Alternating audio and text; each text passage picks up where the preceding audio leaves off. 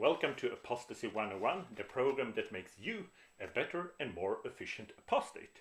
Because when you're leaving a cult like the Jehovah's Witnesses, we have to go out in the world to speak to worldly people or normal people. And personally, I think it's intriguing to talk with worldly women. Because you remember when we were witnesses, the Watchtower would always say that you should never be alone with a person of the opposite sex in a room, because this will lead to fornication. It doesn't work like that. It only works with witnesses, especially if her father is a strict elder.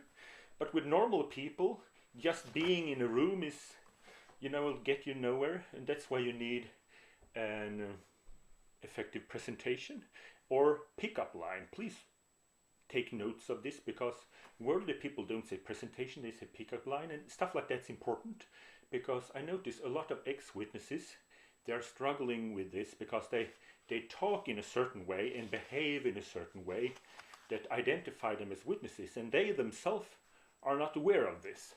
And I don't have that problem. I have struggled hard with taking off, removing the old personality and becoming less Christ-like. And I sometimes tell people that I'm worldly, and they say, "We believe you." So I've written down some presentations. I hope they can help you in your territory. I tried them myself, those pickup lines. Last Saturday, I started by the Kingdom Hall and worked through the whole territory. First one is like this. Hello. Would you like to live in a paradise-like farm? Allow the householder to respond. I would like to read you a passage from the Bible. Read Psalms 127:3. The fruit of the womb is a reward. Second presentation. Hello. The Bible tells us about God. There is not a creation that is hidden from his sight, but all things are naked and openly exposed.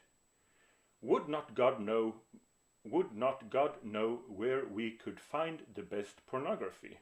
Allow the householder to respond. I would like to read you a passage from the Bible, Genesis 2:25, and both of them continued to be naked, yet they were not ashamed. The third presentation. Hello? Many people we meet in the neighborhood are interested in sadomasochism.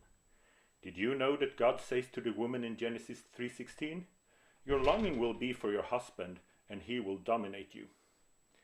Do not allow the householder to respond.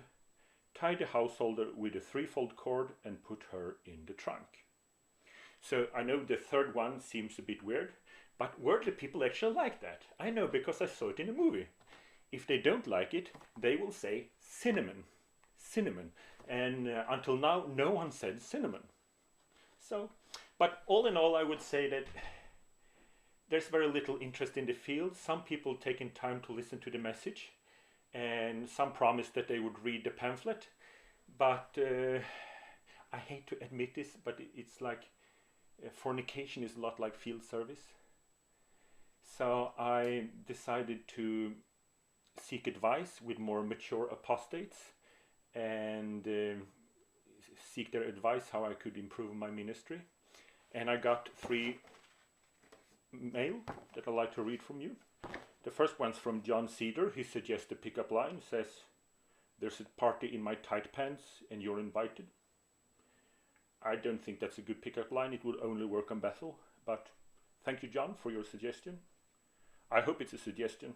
It might be an actual invitation. And then I also got a mail from Brother Gardner, the great apostate.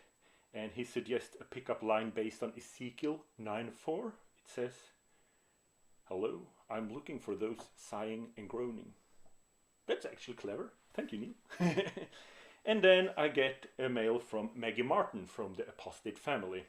And she writes, "Dear Brother Gustafsson, maybe you should reconsider what time of the day you're spreading the message. People who have a complete heart for drunkenness and fornication might not be receptible to the message early Saturday morning. You might find street witnessing late at night in a metropolitan area more effective. If you come to New York, I will show you a nice street corner and I will also help you collect any voluntary contributions.